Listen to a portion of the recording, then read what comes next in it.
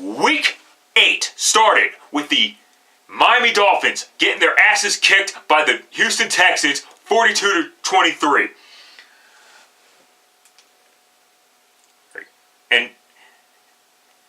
And I still plan on watching the game, but the Houston Texans started 0-3. They've won 5 consecutive games. And the Miami Dolphins, after their 3-0 start, have lost 4 of their last 5 games. But now it's time for the rest of your picks. Let's get started because I don't have time for this bullshit. Eagles, Jaguars, London, England. Eagles blew a 17-0 lead against the Carolina Panthers. The Panthers did to the Eagles this year what the Eagles did to the Panthers last year, and that is beat the Eagles in the Eagles' house. And the Jacksonville Jaguars, they got their asses kicked by Houston so fucking bad and Blake Bortles sucked so fucking bad that he got benched in favor of Cody Kessler. How the fuck does that happen? And Cody Kessler played better, even though he came off the fucking bench. Let's slow it the fuck down there. Jacksonville wouldn't shock me to see Jacksonville win, because Jacksonville has been used to playing in London, so it wouldn't shock me to see Jacksonville win, because they have won in the past.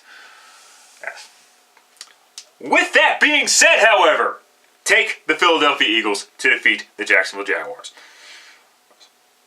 The Eagles have lost 4 games already this year. That's kind of rough after a 13-3 record last year. Moving on quickly.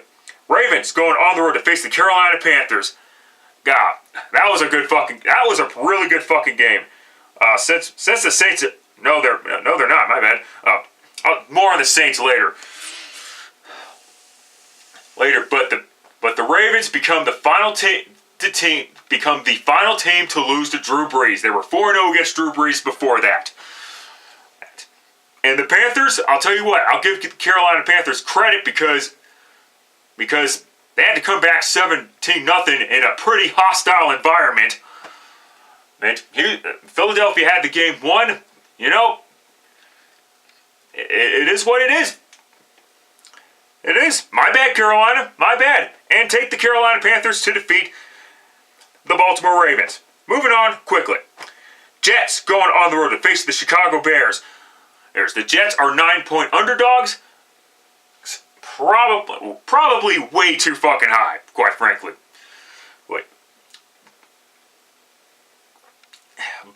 Both because Mitchell Trubisky, last I checked, is a young quarterback as well. This is only his second season.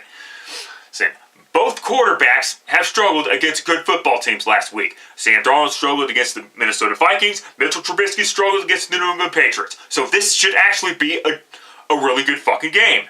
However, take the Chicago Bears to defeat the New York Jets. Buccaneers going on the road to face the Cincinnati Bengals. Good job, Buccaneers. You beat a Cleveland Browns team in overtime. I will say this, the Browns still can't seem to get out of their own way, but, you know, I'll back off on the Cleveland Brown insults for now. In Cincinnati, however, you lost 2 straight games, so I'm going to take the desperate team at home, obviously. Bengals, end of story. Jameis Winston has to face a decent defense now. Even though that decent defense got their asses kicked by Patrick Mahomes. But Jameis Winston is no Patrick Mahomes. Moving on. Seahawks going on the road to face the Detroit Lions.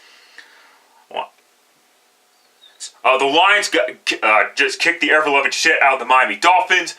And the Seahawks are coming off their bye week after they beat the shit out of the Oakland Raiders. And goddamn, the Raiders fucking suck. I'm glad I changed that pick a couple weeks ago. But anyway, that's neither here nor there. Looks like the Lions will not suck. However, I'll take the Lions to win, but it wouldn't shock me to see the Seattle Seahawks win. The Seahawks are not as bad as everybody says they are. Okay, when I see a video called "Downfall of the Seahawks," What downfall? They finished 9-7 last year. They were 1 win short of making the playoffs again.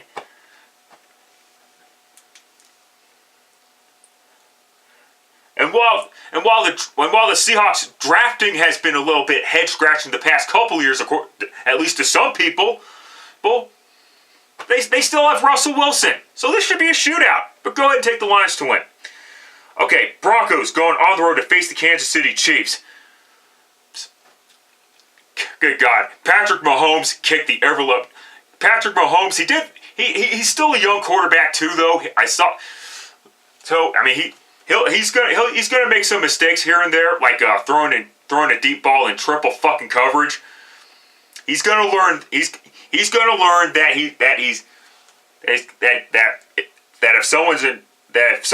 if a receiver's in triple coverage, that there's got to be a wide open receiver somewhere. Yeah, Mahomes should not have thrown that deep pass like that. Whatever. And the Denver Broncos, well, they just got done kicking the ever-loving shit out of the Arizona Cardinals, 45-10. And we all know about the Halloween party. Listen, when I made that 18-second video, about my thoughts on Chad Kelly, it wasn't meant to. Look, I don't think Chad Kelly was better than Case Keenum, because if he was better than Case Keenum, Chad Kelly would have been the week 1 starter. But even then, that is irrelevant, because at the end of the fucking day, he was exactly what he was, a backup quarterback. What I fucking meant by that is that Chad Kelly, because Chad Kelly was a backup quarterback, that the Chad Kelly story should not have been as big a story as everybody made it out to be, because he was a backup quarterback. If it was Case Keenum, then it was a big deal because Case Keenum was the starting quarterback, whether Bronco fans like it or not. Fucking comprehend that now? Give me a fucking break. I know people think I'm retarded and shit because they don't like my opinions and shit, but kiss my fucking ass. And that's all I got to fucking say about that. Now, and releasing Chad Kelly was a good thing because it kills any fucking distraction that the team might have had if Chad Kelly was still on the team. Denver was kind of in a lose-lose situation, but Chad Kelly fangirls and some Bronco fans, not all Bronco fans, but some Bronco fans were, if not most Bronco fans, quite frankly, are still in fucking la-la land or whatever. It is what it is. Now, the Chiefs are going to beat the Denver Broncos, but it's not going to be because the Broncos released Chad Kelly, okay? And it's not going to be because the Broncos party too hard at a Halloween party. They've been doing these fucking parties almost every year for the last 5-6 years. So can we shut the fuck up about the party? It's so fucking annoying. For once, I actually agree with Vance Joseph. It's nonsense. Moving on quickly. Redskins going on the road to face the Giants. The Redskins, hey, they actually have it. They're actually on a 2-game winning streak for a change. That's awesome, actually. Although I could care less about either one of these two teams, Cowboys and Redskins, but it is what it is. And they're facing the New York Giants. This is a trap game for the Washington Redskins as far as I'm concerned. Take the New York Giants to win. They've got to get a home win at some point, and this is the perfect time to do it. Quite frankly, the Redskins are in it. The Redskins, though, are in the lead in the NFC East. Good job, though. Browns going on the road to face the Pittsburgh Steelers. Last time these two teams met was Week 1 of the regular season, where both teams tied, and the Cleveland Browns had a chance to win the game and start 1-0 for the first time since 2004. Yes, it's been that fucking long, and it's going to be at least a little bit longer. And the Steelers, they just came off their bye week, and I believe Le'Veon Bell has finally made his return. Oh God, he lost $6 million. He lost 6 point some million dollars or whatever the fuck. God, that is brutal. But hey, at least they have. But hey, they have two good running backs now in Bell and Connor to go along with the offense, if passing attack. Roethlisberger, of course, Antonio Brown, and fucking Juju Smith-Schuster. Oh, and they have one hell of a fucking tight end. And a decent backup tight end, too. The point I'm trying to make is the Steelers are still going to beat the ever-loving shit out of the Cleveland Browns. And this is the first time Roethlisberger has faced the Cleveland Browns at home in a couple of years. It is what it is. Oh, God. Does anybody really care about this fucking matchup? Colts going on the road to face the Raiders. Cream of the fucking crap. Oh God, the Raiders get a number one overall pick. Not a number one overall pick, I'm retarded. I am retarded. I do apologize. But a first round pick in exchange for trading away Amari Cooper to the fucking Cowboys. Boys. Well done, John Gruden. Too bad they're probably going to have to use two of those first round picks to trade up, but at least the Raiders have 3 first-round picks to do so. Take the Colts to win. Oakland sucks. Oh, my bad. This is the cream of the crap. 49ers going on the road to face the Arizona Cardinals. Both teams are at 1-6. You know what both teams have in common? They both got their asses kicked by the fucking Rams. The Cardinals got blanked by the Rams a few weeks ago, and the 49ers got their ass plastered by the Rams.